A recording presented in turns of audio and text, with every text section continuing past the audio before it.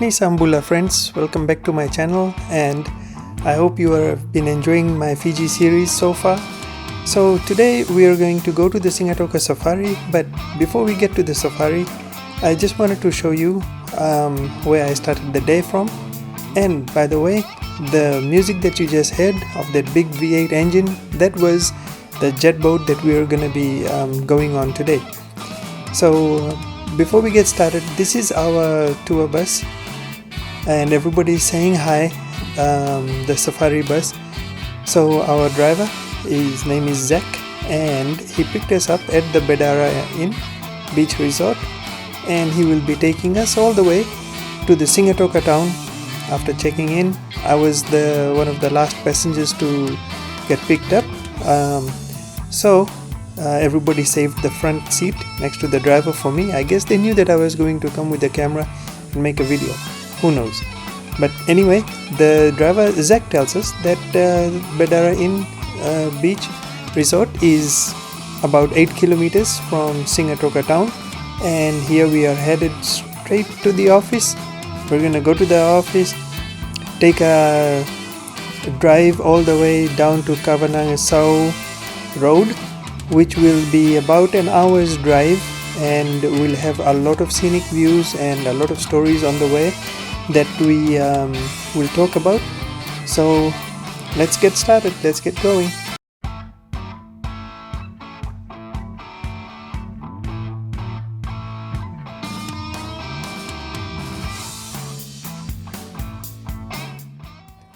So this is on our way to the office. I decided to speed up this segment here so that we can hurry up and reach the office and check in and do a little bit of shopping and get the sulu, because sulu is the dress that women have to wear. This trip also includes, we're going to go down the Sigatoka River, and then we'll go to a village and have a big feast over there. The village people have prepared a feast. So what is going to happen is, out of respect for the chiefs in the village, the women have to wear a drape like a sarong. So they are given compliments of the company, the Sigatoka River Safari. They will give all the women a sulu so that they can wrap around their waist and keep their legs covered. So when they go in front of the chief of the village, they do a kava ceremony. Everybody is respectful, and there's no such thing as any skin exposure. So with that said, I hope you noticed that people, as we passed by, were waving to us and yelling out "Bula," because it was morning, students going to school in their uniforms. And Zach tells us that this is Sigatoka town. He just welcomed us, telling us that this is where the rugby players of Fiji, most of the rugby players are bred, and they're exported, shipped to other countries. And I think at that time there was a game between Fiji and New Zealand rugby going on. So Zach asked if there were any Kiwi tourists on the bus, and that he would kindly offer them a trip, on foot to the river safari. And he was just joking, obviously. So just a friendly rugby match. And now that we have arrived at the office, people are lining up, checking in, and this is their office. And after checking in, we can go and be divided into the two buses. These ladies were very interested in the camera, and they were kind of amused, so here I am explaining to them. They were just trying to keep up with the technology, I guess, and amazed by it. So we made it back, and we were lucky enough to get Zach again as our driver, and we are headed off towards the Kavanagasau, along the river, to the villages, to the river safari, and after that into the village for a feast. I will save that village portion for my next video, because as it is, this video has a lot of interesting river safari pictures and motion and all kinds of exciting stuff. So the ceremony in the village, I will save it for the next video out of respect for everybody's time and the intensity of the village respect to elders, and the sevu sevu, which means the respect to the chief and permission from the chief to go and do all these spins in the river and do all these exciting activities. These villages are isolated, so Zach brought a whole bunch of so many loaves of bread and a lot of good stuff to deliver on this trip to those villages, because a normal bread coming out of the village to the Sigatoka town, that's an expensive trip.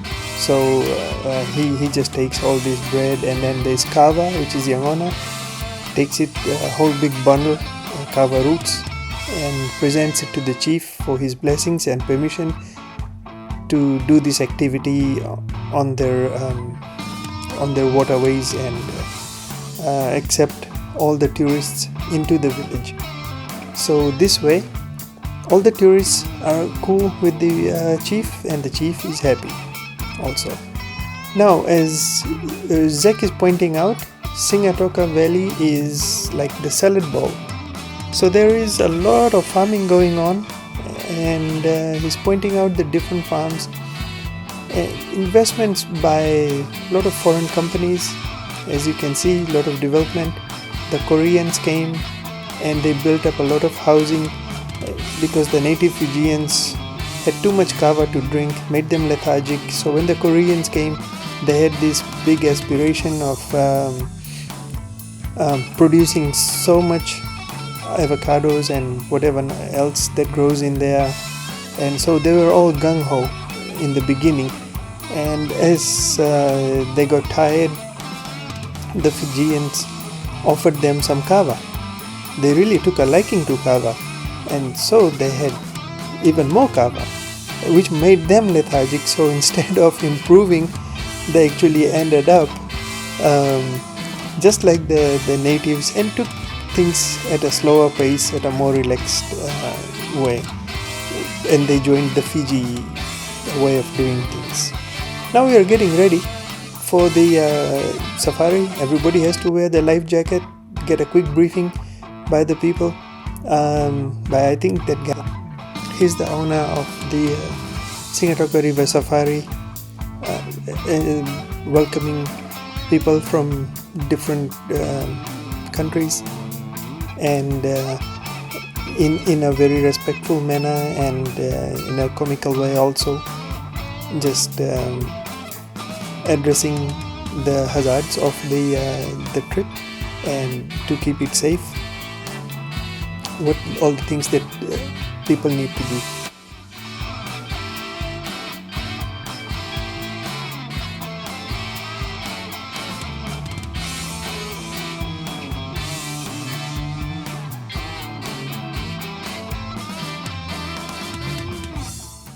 So after this briefing, everybody is lining up down by the water. Everybody's excitement is just, through the roof.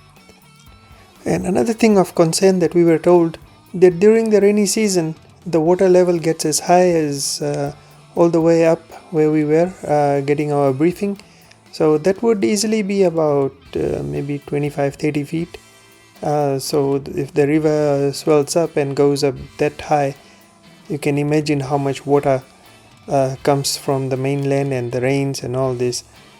But today we are doing okay, and at this point our captain introduced herself to us. Her name is Josephina. She prefers to be called Fina, and everybody introduced themselves. There's another boat coming over there. There's the high-speed jet boat, and this is like a big V8 engine. You can hear the rumbling probably in the background, and we'll do some spins and go high speed along the Sigatoka River. And after that, when we are way deep into the jungles, then she's going to stop and show us some mountain goats. And after those,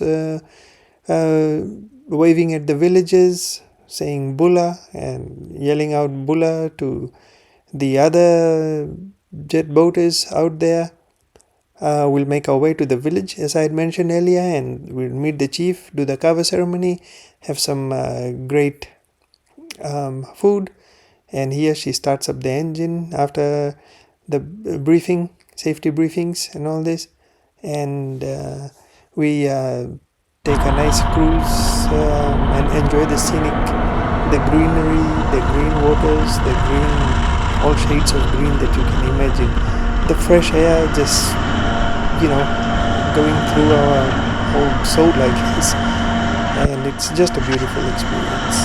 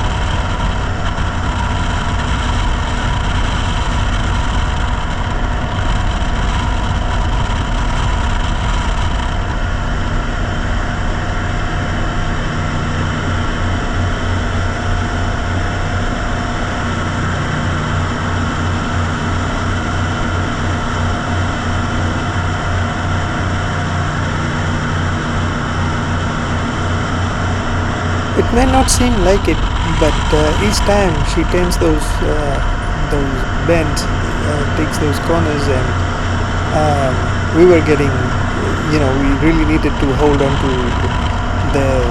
the handlebars because that boat was throwing us around, and it's like a sports car. It is rough ride because it's fast. It's just, you see the handlebars there. Everybody has those handlebars. Everyone's happy. This feeling that fresh air go through you, and tropical warmth, nice, beautiful environment, and the high speeds. We just love those bends, the river turning through the shape of that land, and watching people on the sides, those villages. At certain points the river was very, very shallow, almost like 6 inches, but these boats are designed to, it doesn't have, I think it does not have a propeller or the jets, whatever it is that they incorporate in those engines. It doesn't go too deep into the water, so it's able to just kind of skim the surface with minimum amount of water, and it just shoots right, just flies right through. So it's a wonderful experience. But the scenic is just amazing. It's just another thing to be there. So I hope people can actually go there and enjoy this safari. They have done a really, really wonderful thing, and from what I was told is some of the money that is generated by this company through tourism is donated to the villages for their schooling, building churches, and doing great stuff for them. As you can see, there's some people there waving at us, and there's more. There's another boat, I think, way ahead of us, speeding through. So as I was saying, that they give a portion of this money that you spend to the villages for upgrades and things like that. And when we went to the village, it was a really eye-opening experience for me. I am from Fiji, just migrated to the US maybe about like 25 years ago. But when I was there in Fiji, I never experienced any of this. I guess those rivers and all these short-over jets weren't even existent at the time. Never had a chance to go through the deep into the river and into those villages. The experience, it's just totally worth it. So even if you are from Fiji, it's a wonderful way to experience Fiji by these people, because it takes you into the heart of the village, and the amazing unity what they give is really heartfelt. You can feel the warmth, the welcome of the Fijian lifestyle. They do that kava ceremony, they prepare the food, then you dance around, and that's amazing, just totally amazing. I would totally recommend anybody going or deciding, and if you are going to Fiji, at least you should do this. After this trip, we took the combo deal.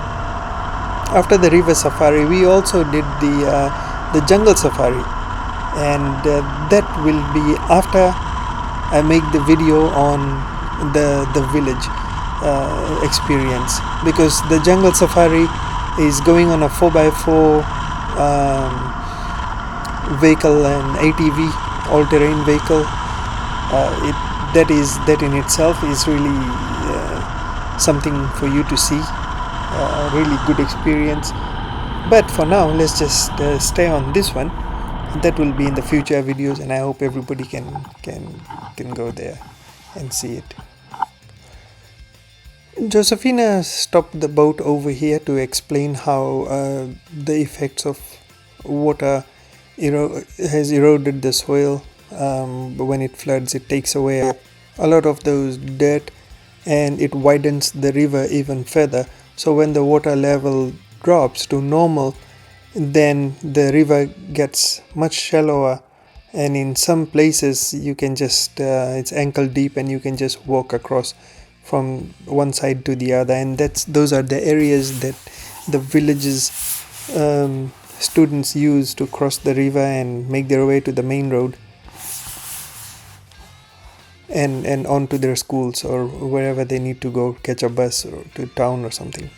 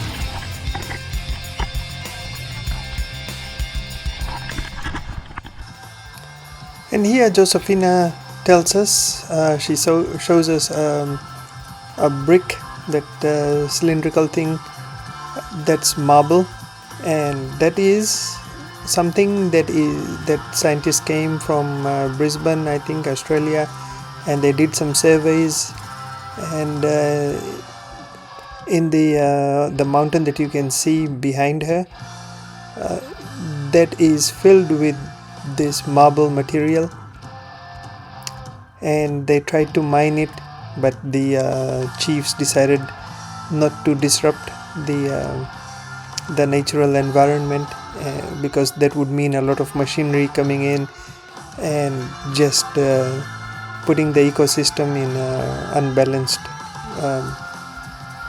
manner. So that would not be cool with the chiefs, and they just said no. Although the potential for money, a lot of money is there, especially since that they have that natural marble in the mountains behind behind Josephina. There's a lot of caves in there, and obviously they have their own legends and myths and stories behind it. Some probably to scare the children so that they don't go in there and get trapped or get stuck in there. There's a lot of discovery still to be done in those mountains. Some of those are sacred places that people are just not allowed to go in. They have their religious and taboos that they respect. So a lot goes into the belief system, and we're just there to enjoy what we can and respect what they have. So the best way we can help them is through tourism, and this is our way of giving back to the community through Sigatoka River Safari. And of course, I'm not getting any money again from Sigatoka River Safari, but they've done an excellent job, so I have to say that their staff is very well trained in narrating stories, keeping us safe, and making the trip really enjoyable. So kudos to them.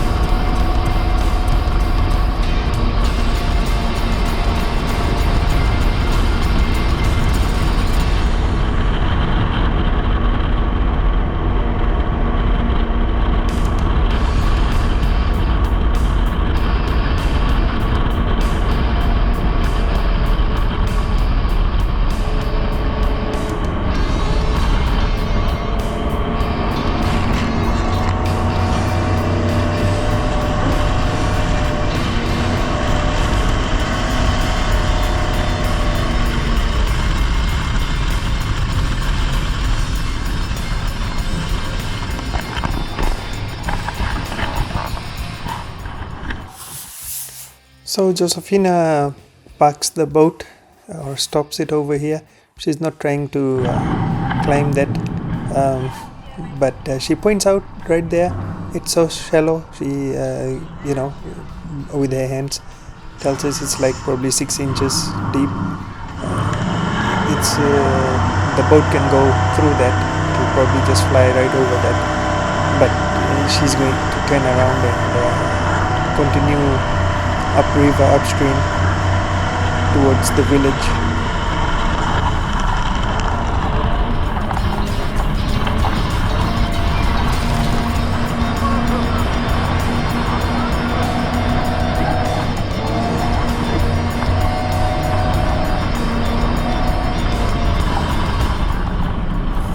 At this point, we are slowing down and approaching the village where we are going to have our feast, dance, kava ceremony, get acceptance by the chief, and get inducted as village members, tribe members, all of us. You can see the people. There's a bunch of people that are already making their way up the slope there. So I will save those videos for the next one, as I had mentioned earlier. But for now, we will just continue. After this, you will see that we have some flowers and garland made of tropical leaves. So we will just continue.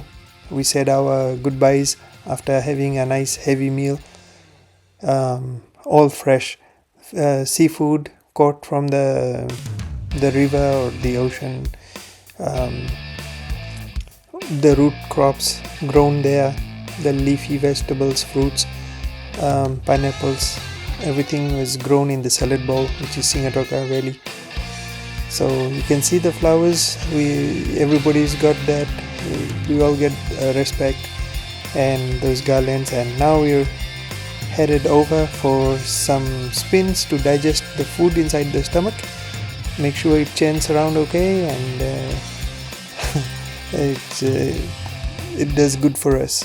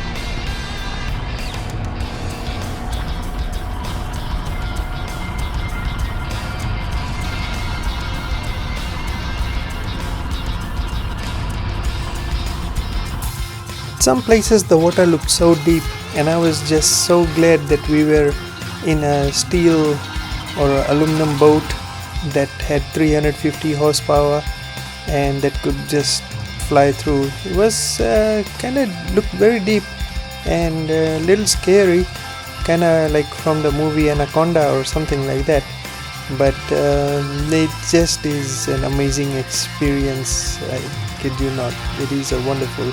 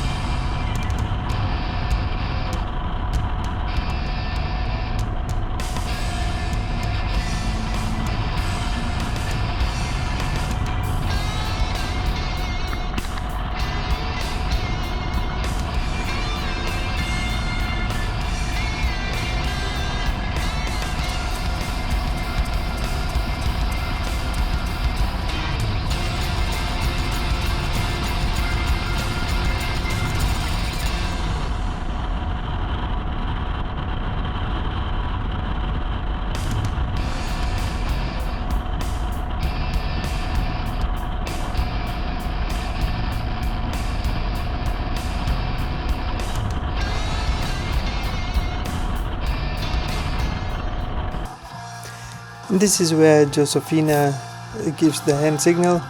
Hold on to the rail, she's going to do a spin, and it was gonna be a whole 360 degrees facing the other way around. Throws your body into a very tight loop. See all that the white water splash. A thrilling experience. I wish she had done some more. She did maybe 2 or 3 of those, but I wish we could just keep spinning all the way up the river and all the way down the river. Not practical, but it's just a fantasy. Guess people would be throwing up after that if they did that many. But she was just kind enough to just do a few more after this. Got everybody wet. All the powder that they had rubbed on our faces in the village took on different shapes. You can see everybody has got powder and all that kind of cool stuff.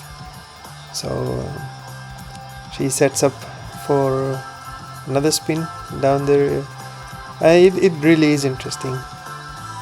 And just going through all those bends in the river, that itself you can feel that the G-forces acting on your body, because it does not look like it's going very fast, but it is. It seriously is. And then the roar of that 350 horsepower engine, I'm glad I was sitting in the front, because it would be really deafening for the people in the back. I have a 73 Mustang, and if I drive a few miles just in that, it's got a 351 Cleveland, and if I drive for like half an hour, I start talking loudly, and that's because I don't hear myself. So I can just imagine if for those people at the back end, what they're hearing, how they would have suffered. But it's not really suffering, it's just a different experience, enjoying. And there it is, set up for another spin.